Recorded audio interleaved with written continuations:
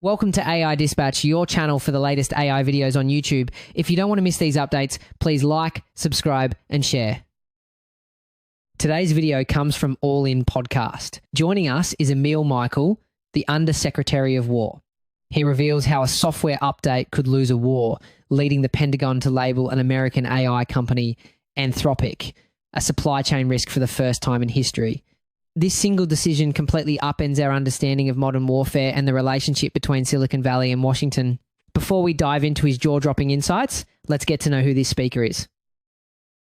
Our guest is Emil Michael, the Under Secretary of War for Research and Engineering.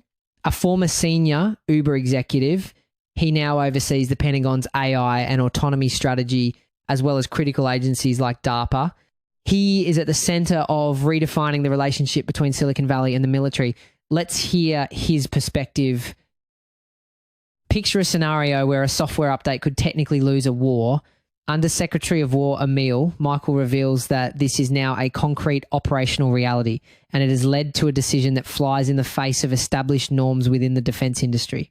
For the first time in history, the Pentagon has formally notified an American AI company, Anthropic, that it is considered a supply chain risk, a label previously reserved for foreign adversaries like Huawei or Russian entities. The story behind this designation is remarkable and shows just how high the stakes are. Emil Michael recounts that following the classified raid on Maduro in Venezuela, an executive from Anthropic actually called Palantir to ask if their AI software had been used in the operation. This sent shockwaves through the department.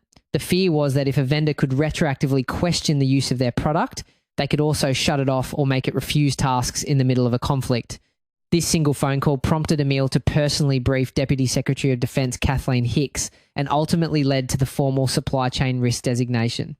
The logic behind this decision completely upends our understanding of what a weapon is.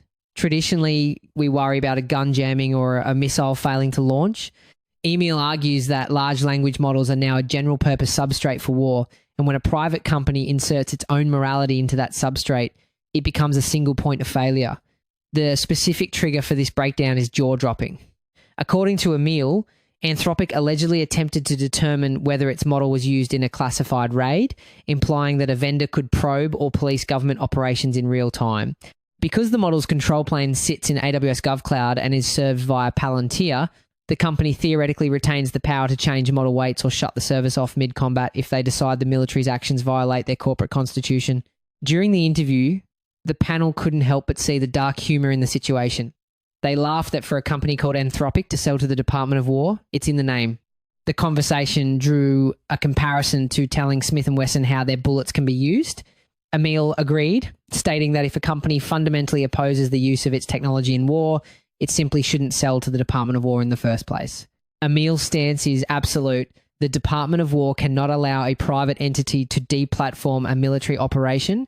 This redefines the relationship between Silicon Valley and Washington. It is no longer about partnership, but about whether a vendor's code constitutes an insider threat. Moving from the digital to the kinetic, Emil presents a viewpoint on modern combat that runs counter to mainstream thinking regarding American military doctrine. For 2 decades, the public has equated war with boots on the ground and prolonged occupations like Iraq or Afghanistan. Emil argues that this model is obsolete. The new reality is fast, tech-enabled decapitation. Emil shares a remarkable story about the Venezuela operation that illustrates this new reality perfectly. He recounts how roughly 100 operators entered what was considered the most fortified compound in the country, successfully extracted the president and his wife, and got them out safely with 0 casualties on either side. He credits this success to years of intense training, multi-domain technology, and long-prepared operational plans, like the one for Iran codenamed Midnight Hammer. He cites the recent operations in Venezuela and Iran as proof. Advanced technology, specifically relaxed rules of engagement combined with precise intelligence, allows for the removal of leadership structures without the need for mass troop deployment. He explicitly states there is no scenario for a protracted ground campaign in the current conflict with Iran. This suggests a shift from occupying territory to disabling capabilities, a strategy made possible only by a massive leap in sensor-to-shooter efficiency. Speaking of which, Emil recounted just how restrictive the old rules of engagement were and why the change was so critical. He described how old rules forced an absurd parity where soldiers might have to match the enemy's weapon type. The rules were relaxed to empower commanders' judgment on the ground and adopt a Colin Powell-style doctrine of applying overwhelming force to achieve a clear objective, a philosophy that underpins the success of these modern decapitation strikes. This leads directly to a technological reality that creates genuine ontological shock regarding the role of humans in warfare. We are accustomed to the ethical mandate that a human must always be in the loop before a weapon is fired. Emil argues that in the era of hypersonic missiles, this ethical comfort zone is a physical impossibility. During his negotiations with Anthropic, Emil used the Golden Dome hypersonic example to argue why AI autonomy is non-negotiable. With only about 90 seconds from decoy separation to impact, he explained that a human simply doesn't have the reaction time to make a decision. The AI must have the authority to act, because the alternative is to be defenseless. He describes the Golden Dome scenario. If a Chinese hypersonic missile is launched, there may be only 90 seconds from the moment it separates from its decoys to the moment of impact. In that minute and a half, the system must discriminate the real warhead from debris and calculate a firing solution. Human reaction times are simply insufficient. Emil contends that we must accept AI-driven decision-making in defensive kill chains because the alternative is not ethical human control, but rather guaranteed destruction. This forces us to view AI not as a tool that assists humans, but as a necessary substitute for human cognitive limits in high-speed warfare.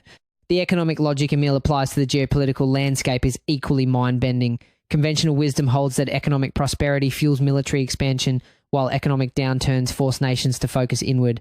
Emil, along with the podcast hosts, inverts this logic regarding China.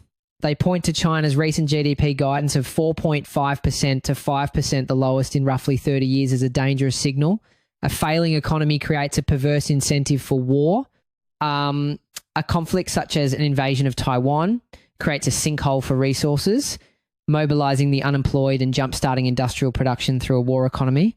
This viewpoint suggests that we shouldn't fear China because they are strong and growing, but rather fear them because they are stalling.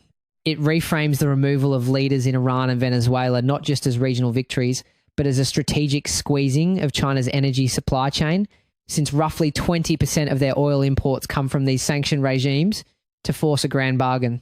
Finally, Emil touches on an engineering development at DARPA that defies basic intuition about how we acquire resources. When we think of critical minerals for batteries and chips, we imagine massive open pit mines and heavy machinery tearing up the earth. Emil Michael has direct insight into this work. As part of his portfolio, he oversees DARPA and was able to highlight a specific project that is exploring the use of biology to synthesize critical minerals, completely avoiding the dirty and geopolitically fraught process of refining them from the earth. He reveals that DARPA is exploring the use of biology to synthesize these critical minerals. This is a radical departure from geological extraction. If successful, this technology would mean the US doesn't need to outdig China or rely on African mines controlled by adversaries. It could literally grow the supply chain in a lab. This represents a shift from viewing resource independence as a geopolitical logistics problem to viewing it as a biological engineering problem. A private company cannot be allowed to deplatform or change the rules of our warfighting supply chain in the middle of a fight. If you're interested in the video featured in this episode, click the link below to watch the original.